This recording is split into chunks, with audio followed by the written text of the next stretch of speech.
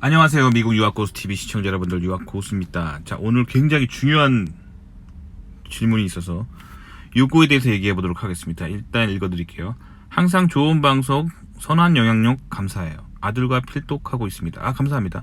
항상 방송마다 연구핏을 강조하시는데 대학 학점이 좋은데 왜 연구핏이 안 좋을까요? 아이러니합니다 라고 하셨는데 굉장히 중요한 거예요.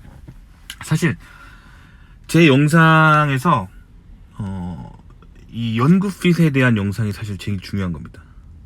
요게 굉장히 중요한 거예요. 요것만 있으면 학점이 안 좋아도 그 좋은 학교 갈 수 있고 좋은 회사 갈 수 있고 미국에서 성공할 수가 있습니다. 자, 요거가 굉장히 중요해요. 이게 사실 미국의 어떤 문화에서 굉장히 중요한 요소를 차지하고 있는 것이 이 부분이에요. 자, 그래서 한국 사람들은 이제 사회에서 성공하기 위해서는 명문 대학교라는 간판이 있고, 그리고 그 학교 간판에 좋은 학점이 있어야지만 성공한다고 생각하는데, 물론 그게 도움이 되긴 합니다만 그게 뭐랄까 본질이 아니에요. 본질은 연구핏이에요. 연구핏에 대해서 굉장히 중요한 얘기인데 지금 아주 중요한 얘기니까 잘 들어주세요. 자, 한국에서 저는 기계공학과를 나왔습니다. 기계공학과. 자, 근데 이 한국에서 만약에 기계공학과 굉장히 좋은 학교를 나오고 학점이 정말 완전 퍼펙트할 만큼 좋다고 생각해봐요. 그런다고 미국 교수들이 그 학생과 같이 일하고 싶다는 생각을 잘 들지 않아요. 자, 연구핏이 중요한데, 자, 왜 그런지 얘기해 줄게요. 자, 한국 같은 경우는 그 커리큘럼이 굉장히 획일적이에요. 그래서 제가 한국에서 학부 다녔을 당시에는 기계 하면은 모두 기계과 학생들이 다 자동차 회사를 가고 싶어 했어요. 그리고 자동차 회사 떨어지면은 이제 그때부터 이제 다른데 뭐 전자회사나 뭐 이런 데를 막 알아보고, 전자과는 반대겠죠. 전자과 학생들은 전자과에서 학점 좋고 공부 잘하면 다 전자회사, 뭐 무슨 전자, 반도체 회사 이런 데를 가고 싶고, 거기를 떨어지면은 그때 이제 뭐 기계과들이 뭐 가려고 하는 뭐 자동차 회사의 전자부품 팀 뭐 이런 데를 가려고 하는 거예요. 그러니까 굉장히 획일적인 커리큘럼을 가지고 있고 모두가 똑같은 목표를 가지고 있어요. 그래서 제가 한국에서 학부 다닐 때는 기계과 친구들이 그 커리큘럼이 다 자동차 회사에 취업하는 쪽으로 다 커리큘럼이 이렇게 돼 있고 그렇게 공부를 하고 있었어요. 예를 들면 기계과에서 굉장히 열심히 배우는 전공 중에 뭐 예를 들면 재료역학이라는 분야가 있어요. 그러면 여기서는 주로 막 사람들이 뭘 배우냐면 이 철판을 어떻게 설계해야, 어떤 단면으로 설계해야 가장 안 부서지는가, 뭐 요런 관점으로 이렇게 막 바라보고 시험 문제도 그렇게 나와요. 그래서 자동차 타면은 그 안전성이 중요하잖아요. 그래서 한국에서 막 뉴스 보면 뭐 자동차 충돌 실험하면서 막 자동차를 막 벽에다가 막 들이받고 얼마나 부서지는지 막 보잖아요. 그게 다 재료역학적인 관점으로 보는 거예요. 어떻게 철이라는 재료를 가지고 어떻게 단면을 설계하고 그렇게 어떤 종류의 열처리를 해서 철이라는 재료를 단단하게 만들까, 뭐 이런 관점으로 공부를 한단 말이에요. 그러니까 한국에서 재료역학을 배우면 뭔가 그 철이라든가 뭐 이런 철판 뭐 이런 재료들을 어떻게 하면 잘 만들까, 요 관점으로 이제 공부를 한단 말이에요. 근데 미국 같은 경우는 미국에 이제 뭐 예를 들면 미국에 한 대학원 교수님이 있다고 쳐봐요. 기계과인데 뭐 이 교수님은 자동차 회사랑 같이 연구를 하지 않아요. 예를 들면 대신에 병원이랑 연구합니다. 그래서 이 교수님의 연구 주제는 사람의 뼈가 왜 부서질까, 그리고 왜 깨질까, 왜 금이 갈까, 이걸 연구하는 거예요. 그래서 어떻게 하면 그 사람의 뼈가 깨졌을 때 깨지지 않도록 그 사람의 뼈를 보호하기 위해서는 어떤 그 테크놀로지가 있을까? 그리고 사람의 뼈가 깨졌을 때 어떻게 하면 빨리 낫게 할까? 이거를 연구하는 거예요. 근데 이런 기술은 의사들이 할 수가 없는 거예요. 의사는 수술을 하는 거를 배우는 거지. 이런 거는 기계과에서 배우는 거예요. 기계과가 뭔가 깨지고 부서지고 이런 쪽으로 연구를 많이 합니다. 그래서 이 교수는 예를 들면 똑같은 재료역학인데 사람의 뼈를 재료로 보고 사람의 뼈가 왜 부러지는지를 연구하는 거예요. 그러면 이 교수는 사람의 뼈라는 그거를 그 소재로 해가지고 연구를 하는 사람이에요. 그래서 혹시 치킨 같은 거 먹어보면 닭고기 치킨 먹어보면 닭 그 살 발라 먹으면 닭뼈가 있죠. 닭뼈를 한번 반 똑 부러뜨려 보세요. 힘을 줘가지고. 그래서 단면을 한번 봐보세요.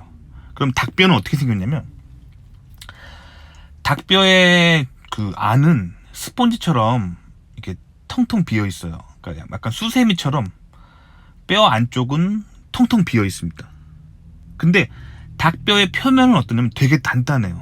구멍이 없이 되게 단단해요. 그러니까 뼈라는 거는 뼈의 표면은 굉장히 단단한 재질인데 뼈 안은 굉장히 스펀지처럼 약하게 바스러질 수 있는 물질로 돼 있어요. 그래서 이거를 의학적 용어로 뼈의 표면을 코티칼 티슈라고 해요. 코티칼 티슈. 그리고 뼈의 안쪽에 그런 스펀지 구조를 캔슬러스 티슈라고 합니다.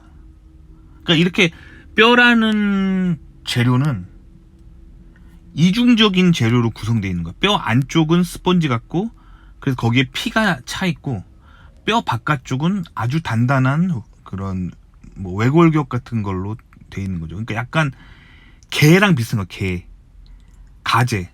보면은 겉은 단단하지만 안은 말랑말랑한 살이 있잖아요. 그러니까 인간의 뼈도 약간 그래요.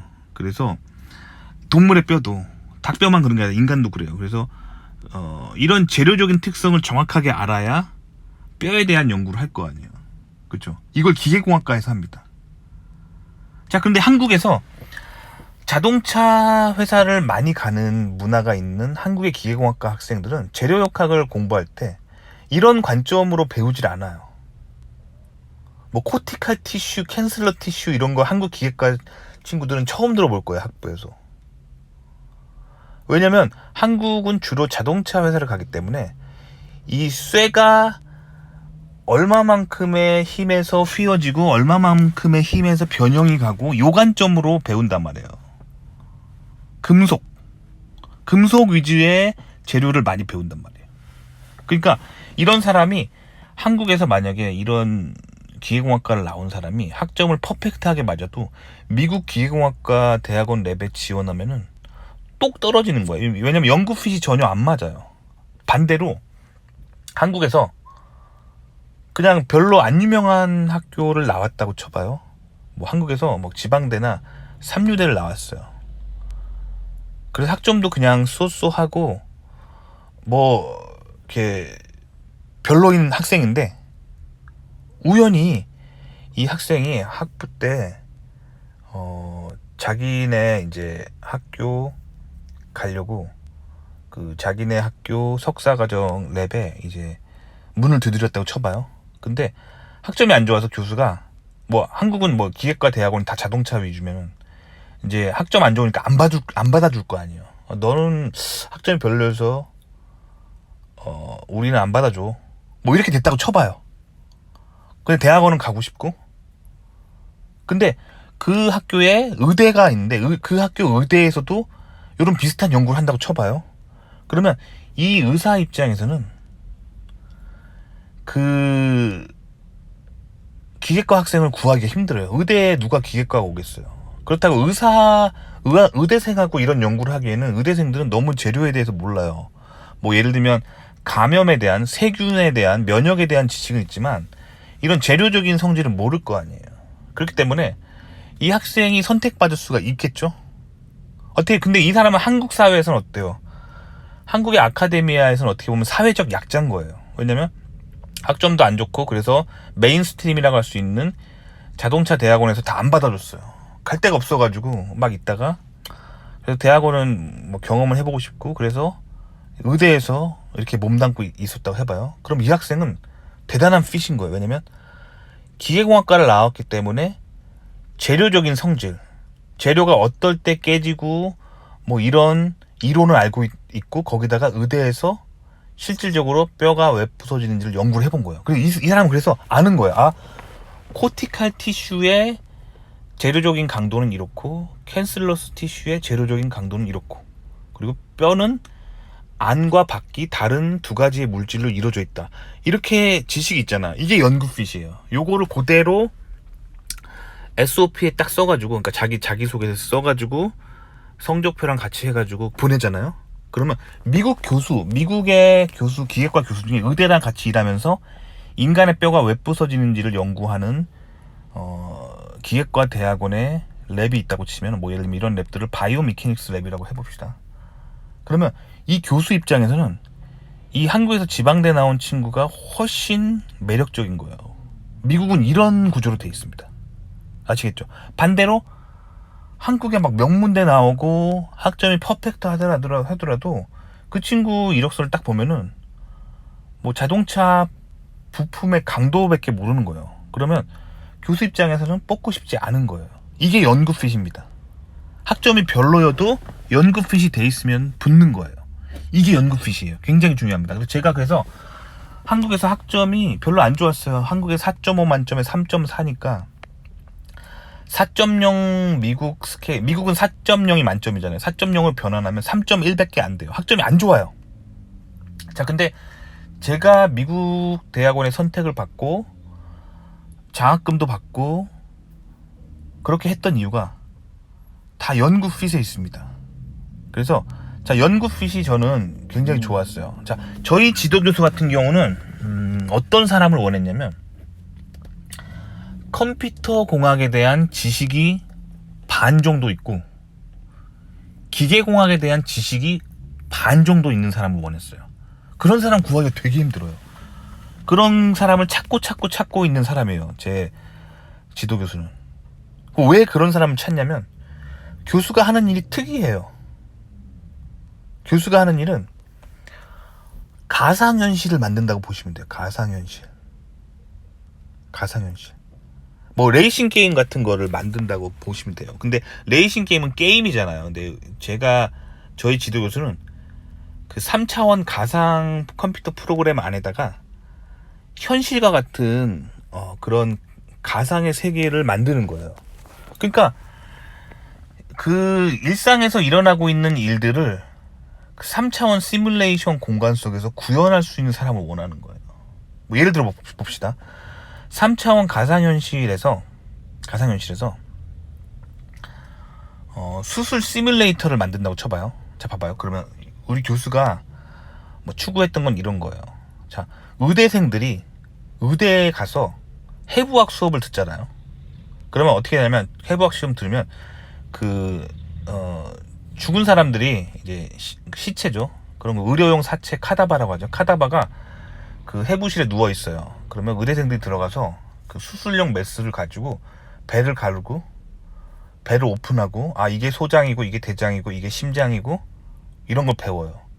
근데 뭐 배 가르는 건 쉬운데 심장을 해부해서 보려면 가슴에 그 스킨을, 그 피부를 칼로 다 벗겨내고 갈비뼈를 톱으로 다 썬 다음에 갈비뼈를 오픈한 다음에 심장을 꺼내서 잘라가지고 보는 거예요. 근데 사실 이 과정이 너무 끔찍하잖아요. 그러니까 의대 가시는 분들 진짜 존경해야 돼요. 보통 사람이 견디기 힘든 멘탈이에요. 저는 못할 것 같아요. 근데 의학적인 연구를 위해서 이 어려운 공부를 하시는 분들이 의대생들입니다. 그러니까 이게 뭐 돈 많이 번다고 의대 정말 부럽다 할 게 아니라, 의대생들은 이런 과정을 겪어야 돼요. 근데 이 과정이 너무 멘탈이 너무 힘들고, 그리고 의대 처음 들어가면 의대생들이 이거를 너무 이게 트라우마가 생겨서 첫 학기에 자퇴하는 사람이 많아요. 그리고 이 시체들이 의료용 사체를 카다바라고 하는데, 이게 기증받은 사람들이기 때문에 누가 자기 죽으면서 의료용에 자기 시체를 써달라고 기증하겠어요. 그러니까 구하기가 되게 힘들어요, 일단. 그리고 구했다 했더라도 이게 영하 50도 정도의 냉장고에 항상 보관해 놔야 되거든요. 그러니까 이게 전기세도 되게 많이 들고, 그래서 사람 시체를 돈 주고 사고 파는 건 아닌데 어찌됐든 이 시체를 보관하기 위해서 돈이 되게 많이 들어요. 그래서 이 시체를 의료용구로 샘플을 쓰는 건 엄청 비싸요. 그래서 굉장히 비쌉니다. 그래서 어떻게 되냐면, 우리 교수가 연구했던 거는 그 가상현실 있잖아요. 막 이렇게 가상현실 공간 안에서 수술 시뮬레이터를 만드는 거예요. 그러면 가상현실 공간 안에 들어가면은 거기서 시뮬레이터는 거의 공짜예요. 맘대로 그 수술 공간 안에서 그 가상현실 속에서 의료용 사체에 배를 가르고 맘대로 이렇게 한 다음에 그 스터디 끝났으면 리셋 누르면 다시 원상복구가 되는 거예요. 그게 컴퓨터 프로그래밍이잖아요. 그러니까 물론 언젠가는 의대 본과 고학년 가면 언젠가는 진짜 인간을 해봐야겠지만, 의대 갓 입학하거나 저학년들은 이렇게 공부해도 충분한 거예요. 충분히 가상현실로, 그럼 트라우마도 없고 가격도 저렴하고, 대신에 이 소프트웨어를 굉장히 비싸게 의대에 팔아먹을 수 있겠죠. 이 소프트웨어 굉장히 비싸게 팔아먹을 수 있습니다. 그러니까 이게 부가가치가 엄청난 거예요. 그리고 개발할 때 개발 환경도 공짜예요. 리눅스에다가 그냥 컴퓨터 프로그래밍으로만 개발하는 거기 때문에 돈이 안 들어요. 유일하게 드는 돈이라고는 박사과정 학생들 인건비이기 때문에. 이게 컴퓨터 사이언스가 그래서 대단한 거예요. 가성비가 갑이에요. 뭐 반도체 제조 같은 경우는 돈이 많이 들어요. 막 웨이퍼 툴 같은 거를 사고 공장 부지를 사고 막 이렇게 돈이 많이 드는데, 컴퓨터 소프트웨어는 노트북 한 대만 있으면 되잖아요. 그러니까 굉장히 싼 거예요. 그 데스크탑 뭐 컴퓨터 얼마 안 하잖아요. 모니터랑 맞추는데 얼마 안 합니다. 노트북으로도 할 수 있죠. 얼마 안 하잖아요. 그것만 투자하면 되니까 이게 부가가치가 굉장한 거예요. 그러니까 우리 교수가 항상 원했던 거는 기계공학에 대한 지식이 절반 정도 있고 컴퓨터 프로그래밍에 대한 지식이 절반 정도 있는 사람이에요. 그래서 실질적으로 소프트웨어를 하나 만들 수 있는 사람을 원했어요. 근데 기계과에 그런 사람 거의 없어요. 컴퓨터를 잘하면은 왜 기계과에 있어요? 컴퓨터 공학과를 가거나 컴퓨터 사이언스를 가지. 누가 기계과에 옵니까? 기계과에 있는 사람들은 대부분 하드웨어를 잘하는 사람들이에요. 뭐 이렇게 만드는 거, 제조. 특히 한국에서 온 친구들은. 그러니까 이게 이런 사람을 구하기가 되게 힘들었는데 제가 그런 핏을 가지고 있는 거예요. 프로그래밍이 가능한 거예요. 왜냐면 저는 독특한 길을 걸었습니다. 그러니까 왜 독특했냐면, 저는 원래 컴퓨터공학과를 가고 싶었어요. 그래서 고3 때 컴퓨터공학과를 지원했었는데, 저희 때는 이제 수능 보기 전에 수시 전형이라는 게 있었거든요. 수시 전형으로 제가 인서울의 명문대 컴퓨터공학과를 넣었는데 똑 떨어졌어요. 그래가지고 정시에서는 제가 엄두가 안 나는 거예요. 그래서 제가 바라던 컴퓨터공학과를 못 갔습니다. 저는 기계공학을 전공해가지고 그게 항상 좀 한이 됐었어요. 내가 하고 싶은 걸 못 갔는데, 그렇다고 내가 하고 싶은 거 하자고 뭐 인서울 아닌 데를 가고 싶진 않고, 뭐 저도 한국에서 나고 자라서 어렸을 때 그런 학벌주의적인 사상이 있었어요. 그래서 인서울엔 꼭 가자 해가지고, 그래서 기계공학과를 가게 됐는데 마음이 항상 그게 걸려가지고, 저는 제 한국에 나왔던 학부가 150학점이 졸업학점이거든요. 근데 학칙이 이랬어요. 기계과 학생들은 기계과 전공을 최소 50학점 이상은 들어야 졸업이 가능하고, 나머지 100학점은 무엇을 들어도 상관없다가 나머지는 다 교양이 되는 거죠. 그래서 저는 어떻게 제 커리큘럼을 짰냐면, 150학점 중에 약 50학점 정도는, 그러니까 졸업을 위한 미니멈 딱 기계공학과만 딱 들었어요. 그 다음에 나머지 한 50학점 정도를 저희 학교 컴퓨터 사이언스 학과에서 컴퓨터 프로그래밍 수업을 들었어요. 그리고 나머지 50학점 정도는 졸업을 위해서 교양으로 아무거나 들어도 되기 때문에 뭐 영문과에 가가지고 그 영문과에서 특히 이제 뭐 영문학은 제가 관심이 없고 영어 회화 있잖아요. 막 이렇게 원어민 교수들이 하는 영어 회화 토론하는 거 그게 이제 좀 그런 걸 좀 해야겠다 싶어가지고 그런 거 하고 그런 거 듣고 뭐 그랬어요. 거의. 그러니까 유학을 갈 이렇게 핏이 자연스럽게 만들어진 거죠. 그러니까 제 지도 교수가 선택할 수 있는 핏이 딱 만들어진 거죠. 그래서 교수가 저랑 얘기를 해보니까 얘는 기획관인데 컴퓨터 프로그래밍도 상당히 알아요. 상당한 지식이 있으니까 그럼 내가 꿈꾸던 그 수술 시뮬레이터를 얘가 만들 수 있겠네. 이게 연구 핏이에요. 그럼 제가 학부 학점이 그렇게 좋지 않았음에도 불구하고 선택받은 거예요. 그리고 장학금까지 받은 거예요. 근데 반면에 저보다 학점 좋은 애 날고 기었죠. 전 세계에서 미국 유학 오는 사람 얼마나 많은데요. 저보다 학점 좋은 사람 많아요. 근데 제가 선택받았던 이유는 교수가 그 의대 수술용으로 쓰이는 수술 시뮬레이터, 의대생들을 트레이닝 할 수 있는 수술 시뮬레이터를 만들고 싶었던 거예요. 연구가. 아시겠죠? 그렇게 해서 들어왔어요. 제가. 근데 이게 정말 레어한 핏이잖아요. 레어한 핏이지만 의대에서 뭔가 연구하는 사람들에게는 굉장히 필요한 핏이잖아요. 그러니까 제가 그래서 막 그거를 하고 있으니까 그 방사선에서 엑스레이를 연구하는 교수가 제 소문을 들은 거예요. 저 정형외과에 수술 시뮬레이터 개발하는 애가 있는데 걔가 기획관인데도 프로그래밍도 하고 그래가지고 우리 수술 시뮬레이터 만들어가지고 의대에 막 뭐 연구비 받을 수 있다 하니까 의대가 사실 연구비가 되게 많거든요. 의대가 부자예요. 그래서 이 엑스레이 연구하시는 의사 선생님이 의대 교수죠. 의대 교수님이 제 소문을 듣고 저를 찾아와요. 그래가지고 저한테 제의를 합니다.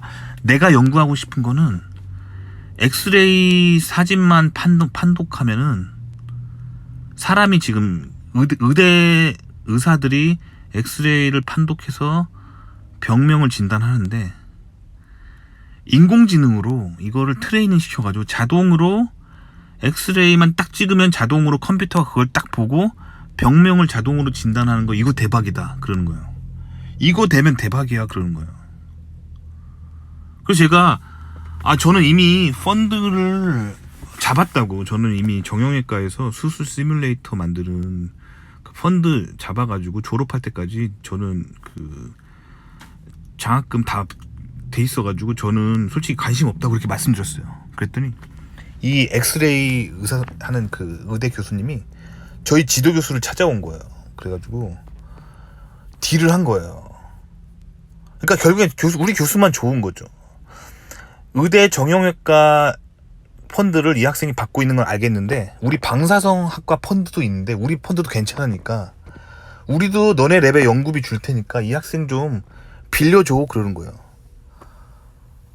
우리 교수가 근데 또 연구비 하면 환장한 사람이어가지고 그렇게 해서 오케이 하고 둘이 쇼부를 본 거예요. 그래가지고 결국 제 연구는 박사과정에서 제가 이제 박사과정 하는 동안 그 월화수는 정형외과 가서 그 정형외과 수술용 시뮬레이터를 만들고 목금은 이제 방사선학과 가서 의학 영상을 컴퓨터 알고리즘으로 분석해서 병을 진단하는 소프트웨어를 만들자. 뭐 이렇게 된 거예요. 뭐 그래가지고 제가 뭐 이런 게 다 있나 했는데 둘이 힘을 합치니까 제 논문이 그렇게 나오더라고요. 제 논문이 되게 웃겨요.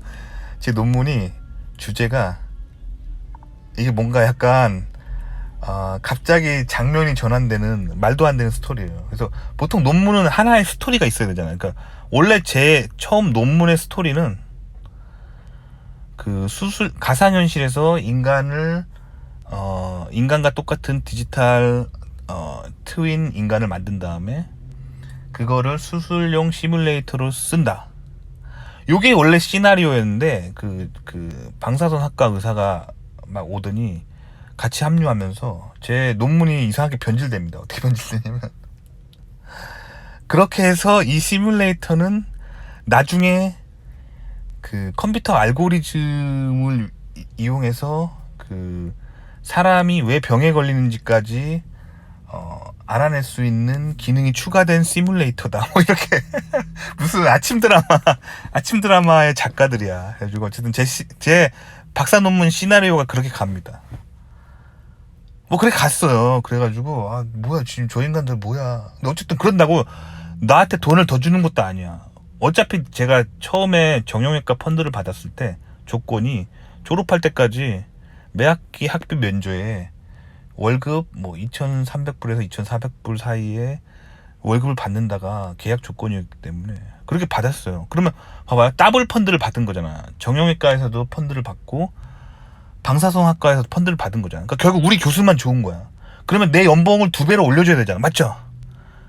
맞는데 교칙이 또 그러지 않아. 교칙이 그 학생의 그 월급은 그 제한이 있어요. 학생 월급이 제한이 있어. 그래서 풀펀드 받으면 다 똑같은 거야. 그 이상 받을 수가 없어. 뭐 약간 공산당 같아. 그러니까 학교는 원래 약간 공산당 같아요.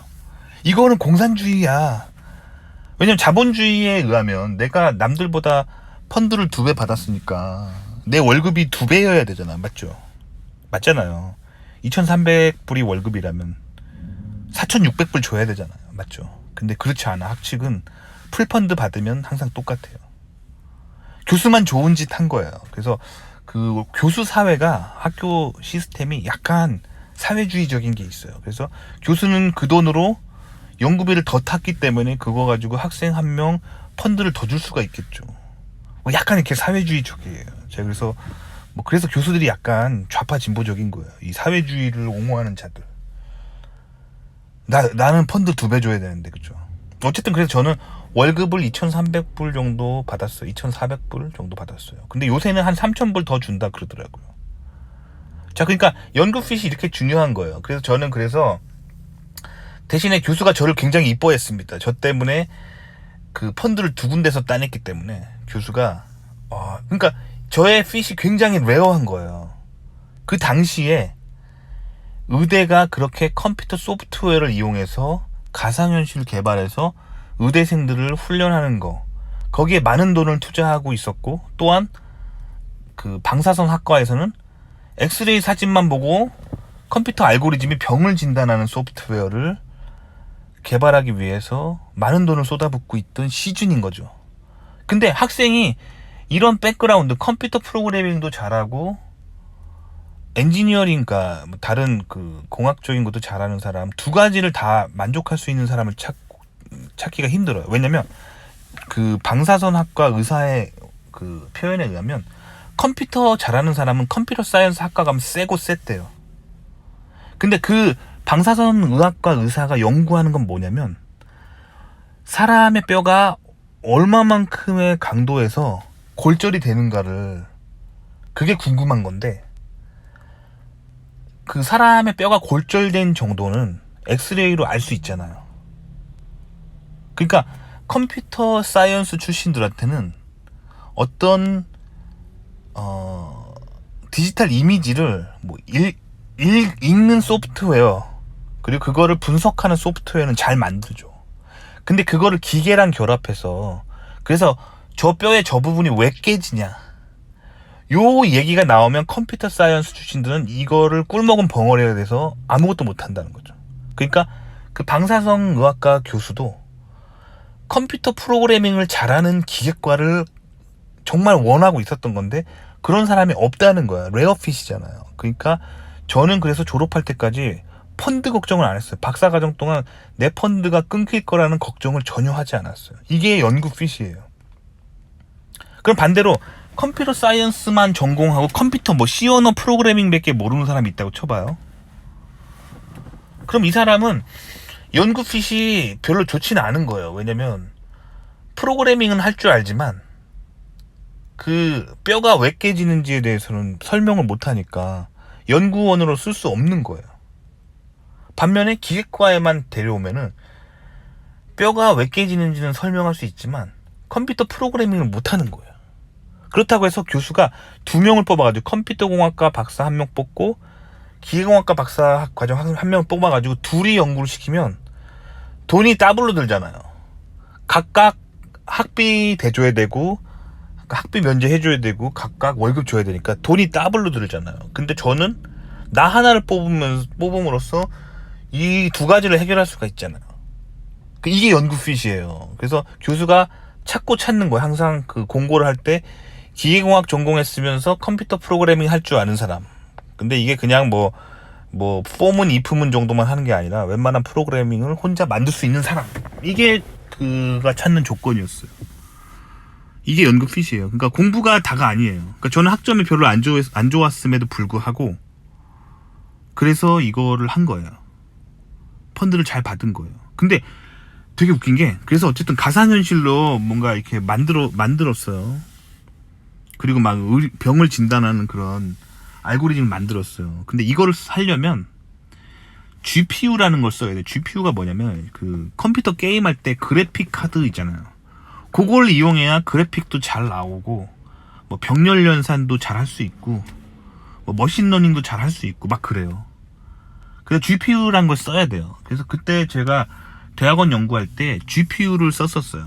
GPU 연구에서 맨날 GPU에다가 컴퓨터 프로그래밍 해가지고 GPU에 집어넣고 그거를 가지고 막 연구를 했단 말이에요.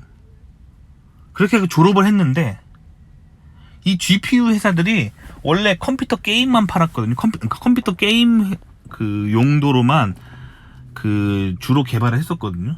그러다가 이 GPU의 구조를 잘 이용하면은 인공지능을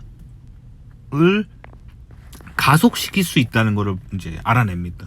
그래가지고 GPU를 이제 어디다가 많이 쓰기 시작하냐면 인공지능 개발, 뭐 딥러닝, 뭐 뉴럴 네트워크를 구성하는데 인공지능 시스템의 핵심 요소로서 GPU를 쓰기 시작해요. 그런 시대가 열렸잖아요. 그러니까 근데 제가 박사 때 맨날 GPU, 제 논문에는 GPU의 병렬 연산이 제 주 논문이에요. 그러니까 맨날 GPU 병렬 연산 얘기만 하고 있으니까 연구핏이 또 딱 맞는 거예요. 그래가지고 실리콘밸리에서 제가 지금 잘 나가는 겁니다. 이력서에 GPU를 이용한 병렬 연산, 그러니까 뭐 패러럴 컴퓨팅 이거예요. 그게 이제 GPU 패러럴 컴퓨팅이 이력서에 키워드가 있으니까 갈 데가 되게 많은 거예요. 갈 데가 이게 연구핏이에요. 그러니까 저보다 더 좋은 학교 나오고 더 학점 좋고 뭐 그런 사람들이 있어도 연구핏이 잘 맞는 거예요. 근데 저는 처음에 이걸 몰랐어요. 이걸 모르고 학벌로만 세상을 봤거든요. 그래서 제 첫 이력서가, 제가 박사 졸업할 때 첫 이력서가 지금 생각하면 되게 어이없는데 이력서가 이걸 강조하는 이력서였어요. 미국의 랭킹 몇 등의 학교를 학점 몇 점으로 졸업했고, 그리고 내가 논문이 몇 편이 있는데 이게 뭐 유명 저널이고, 이거만은 강조한 이력서였어요. 근데 이게 왜 그러냐면 저도 그때 잘 몰랐어요. 저도 그 외국인 출신이어가지고 미국 문화를 그때 진짜 몰랐어요. 그래가지고 한국식으로 내 학벌과 학점을 강조하는 식으로 승부를 받다가 다 떨어진 거예요. 그래서 제가 처음에 미국 취업에 죽쓰고 한국으로 돌아갔어요. 그래서 한국에서 이제 한국 귀국해가지고 대기업에 다녔었거든요. 근데 그때 또 제가 그 한국 회사에서 잘해줬으면은 제가 한국에 계속 있었겠죠. 근데 그 회사가 야근을 너무 심하게 하는 거야. 한 번은 정말 현타가 온 게, 금요일날 밤 12시까지 일했는데 토요일날 출근하라는 거야. 정말 현타가 오더라고요. 그래서 과로로 한 2번 쓰러진 다음에 제가 살기 위해서 미국행을 선택합니다. 그래서 제가 그 랩에 저랑 같이 공부했던 백인 친구한테 국제 전화를 해요. 그래가지고 그 친구는 미국 그 대기업을 붙은 거예요. 굉장히 세계적인 컴퓨터 회사 다니고 있는 거예요. 똑같이 그 친구도 기계공학 전공에 같은 랩에 제 옆자리에 앉아있던 백인 남자 학생이었는데 그 친구는 미국 대기업을 다니는 거예요. 그래서 내가 전화를 했어요. 솔직하게 얘기했어요. 우리 같은 랩 출신이고 똑같은 거 배웠고 똑같은데 너는 되고 왜 난 안 되냐, 원인이 뭐냐, 솔직하게 말했어요. 그랬더니 그 친구가 솔직하게 네가 취업에서 취했던 전략을 말해보래. 네가 이력서에서 강조했던 것. 그래서 제가 얘기했어요. 우리 나왔던 박사과정이 10위권 정도 되니까 학교 이름값이 중요하고, 그 다음에 내 학점이 4.0 만점에 몇 점이고, 그리고 내가 일저자 논문이 몇 편이 있는데 그 학회, 내가 내 논문을 억셉트 해준 학회가 얼마나 유명한 데고 그게 얼마나 저명한 곳인지, 나의 스펙 위주로 스펙 쭉 얘기했더니 딱 듣더니 네가 왜 안 됐는지 알겠어 그러는 거예요. 그러면 얘기해줘 라고 했는데, 그때 이 백인 친구가 말한 게 바로 연구 핏입니다. 리서치 핏. 연구 핏. 너 연구 핏이 뭔지 몰라. 미국은 무조건 연구 핏이야. 너는 미국을 이해하지 못하고 있어 그러는 거야. 그래? 다시 한번 잘 얘기해줘봐. 그게 뭐야 연구 핏. 리서치 핏이란 게 뭔데? 그랬더니 이 친구가 양복, 맞춤형 양복을 입어봤냐 그러는 거야. 맞춤형 양복. 재단사가 네 어깨의 둘레를 줄자로 재고, 네 목의 둘레도 줄자로 재고, 네 허리의 둘레도 줄자로 재고, 네 허벅지의 둘레도 줄자로 재고, 네 발목의 둘레도 줄자로 잰 후에 그 수치에 맞게 네 몸에 꼭 맞는 그런 양복이 나오지. 이게 바로 핏이야 그러는 거야. 그럼 네가 가고 싶은 회사가 뭐니? 그러는 거야. 네가 가고 싶은 회사.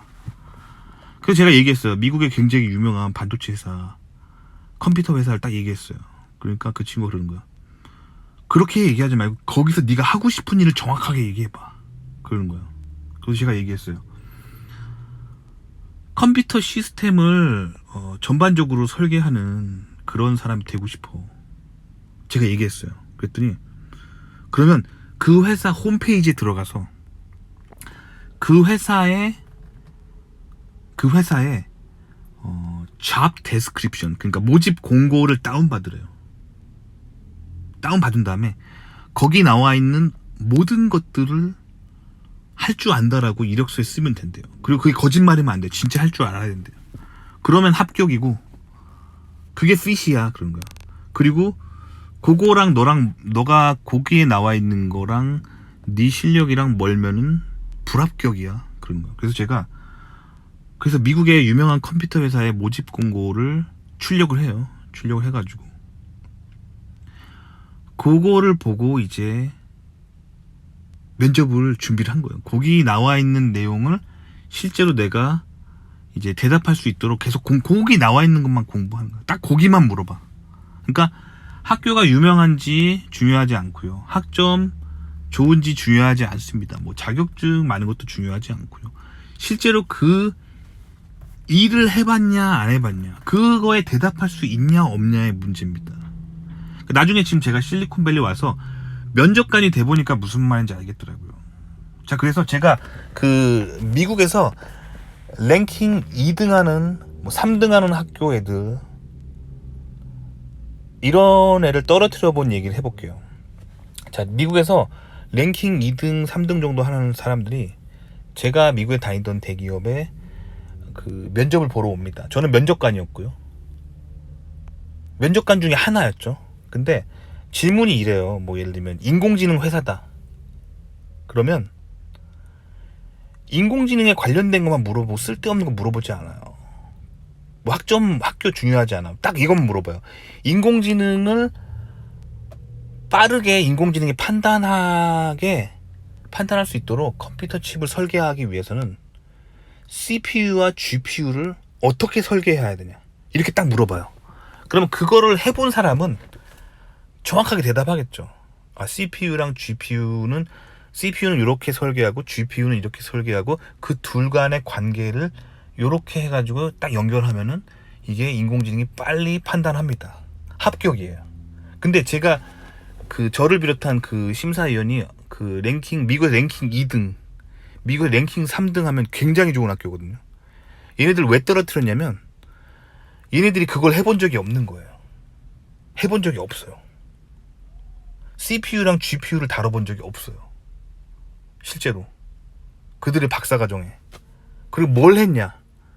그거보다는 얘네들은 어떤 첨단 소재에 두 가지 다른 어떤 물질이 있을 때 그거를 접착하는 것만, 접착하고 절대 안 떨어지는 어떤 접착 메커니즘만 연구한 거예요. 그래서 그 친구는 떨어졌어요. 근데 나중에 이 친구가 우리 부서는 떨어지고 그 제가 다녔던 학교에 학교가 아니라 회사에 다른 부서를 결국에 합격해가지고 다시 만났어요. 근데 그 부서가 그 반도체를 여러 층으로 적층해가지고 접착을 해가지고 하나의 반도체를 만드는 그런 부서가 있는데 그 부서에 붙었더라고요. 그러니까 인재 적조의 적소의 배치입니다. 우리 부서는 떨어지고. 아시겠죠? 이런 게 연구핏이에요. 그러니까 자기가 딱 한 대로 되는 거예요. 반면에 또 이런 적도 있어요. 저는 그 인도에서 대학원 나오고 인도에서 다이렉트로 미국 회사를 지원한 사람을 붙인 적도 있습니다. 근데 인도에서 어떻게 그런 지식을 쌓았는지를 제가 추측해보면 미국 오고 싶은 열망이 되게 강해가지고 그 미국의 인도에 이미 인도 유학생 출신이 미국에 이미 진출해 있는 친구들 있잖아요. 얘네들을 들들 볶아가지고 어떤 회사 어떤 면접에 뭘 물어보는지 이거를 다 꿰뚫고 있었던 걸로 추측합니다. 왜냐면 인도에서 그렇게 미국을 다 알고 있을 줄은, 그런 정보력을 가지고 있는 사람을 찾기 힘든데, 하여튼 이 친구는 미국 회사에서 뭘 공부하는지 다 알고 있는 거예요. 그래서 그거 다 대답하는 거예요. 그럼 무조건 합격입니다. 이게 미국이에요. 그러니까 연구핏이 그만큼 중요하다는 거예요. 아시겠죠? 그래서 연구핏 이게 얼마나 중요한지 좀 아시면 좋을 것 같아요. 자기가 가려고 하는 거를 정확하게 디테일하게 그걸 공부를 하고 있어야 되는 게 이게 미국 사회입니다. 근데 한국에서는 이 개념이 굉장히 이해가 안 가요. 왜냐면 한국은 학교 랭킹, 한국에서 1등 하는 학교냐 2등 하는 학교냐 지방대냐 이거 가지고 이제 일단 서류가 먹어주고, 그 다음에 그래서 학점이 4.5 만점에 3.5가 좋은 거냐 3.0이 좋은 거냐 이걸로 우열을 가려서 이제 3.0 학점은 이제 쓰레기통으로 가는 거죠. 그 다음에 이제 또 영어 점수가 얘가 900점일 때 쟤는 700점이다. 그럼 700점짜리 이력서는 쓰레기통으로 가는 거죠. 이렇게 해서 사람을 스펙으로만 컷해요, 한국은. 그 다음에 이제 최종 임원 면접에 불러가지고 임원은 이제 사람의 인품을 봐. 그래가지고 왜 이렇게 예전 직장은 자주 옮기셨어요? 무슨 일이 있었던 거 아니에요? 동료들하고 좀 잘 못 지내서 이렇게 빨리 이직한 거 아니에요? 막 이런 거밖에 안 물어봐요. 그러니까 한국은 그 인터뷰 시스템 같은 게 어떤 사람의 능력을 그 정말 디테일하게 평가할 능력이 없기 때문에 학교라는 권세에 의지하는 거예요. 무슨 대학교가 한국에서 5등 안에 드니까 실력이 있을 거다라고 가정하는 거예요. 그리고 그 머리가 있기 때문에 들어와서 실제 업무는 실제 업무에 투입하면 된다라는 사상을 가지고 있는 거예요. 이해 가셨죠? 그러니까 한국은 학벌과 학점이 중요한 거예요. 학점이 안 좋으면 또 공부를 못했구나, 그러면 일도 못하겠구나라고 보는 거예요. 그러니까 자기들이 면접에서 그 사람을 체크할 능력이 안 되기 때문에 권세에 의지하는 거예요. 명문대학교에서 그 똑똑한 애들 사이에서 4.5 만점에 4.0 정도 맞을 정도면 머리가 좋다, 인재다, 얘를 데려다 놓으면은 이제 알아서 얘의 고참들이 일은 가르쳐 줄 거고 머리가 좋기 때문에 금방 따라올 거다, 요 생각이에요. 근데 미국은 그게 아니에요. 실제로 그 할 수 있는 그 부서의 그 일을 내일 당장 들어와서 할 수 있어야 돼요. 누가 가르쳐 주기 전에. 그러니까 연구 핏이에요. 그러니까 즉 그 일을 실제로 해본 사람을 뽑는 거예요. 그 학벌은 괜찮아요. 뭐 별로 안 유명한 학교 나와도 상관없어요. 그리고 학점도 첫 직장만 학점을 보지, 첫 직장 뭐 한 4, 5년 다닌 후에 두 번째 직장 옮길 때는 학점도 안 써요. 학점도 안 쓴다니까요. 아시겠죠? 그게 이제 미국의 이제 인더스트리이기 때문에, 즉 실력만을 평가해. 학점 볼 필요가 없어요. 왜냐면 질문을 하면 되는데, 뭐 인공지능 회사면 인공지능이 빠른 판단을 하기 위해서는 CPU와 GPU를 어떻게 설계해야 됩니까? 해본 사람은 답이 나와요. 그냥 그냥 술술술 답이 나와요. 실제 해봤으니까. 그럼 합격입니다. 요게 연구핏이에요. 대학원도 마찬가지예요. 교수도 이 해본 사람, 이게 연구핏입니다. 리서치 핏. 아시겠죠? 그러니까 대학 학점이 좋은데 왜 연구핏이 안 좋을까요? 이해 가셨나? 이거 이해 가셔야 되는데, 제가 지금 어렵게 얘기하지 않았거든요.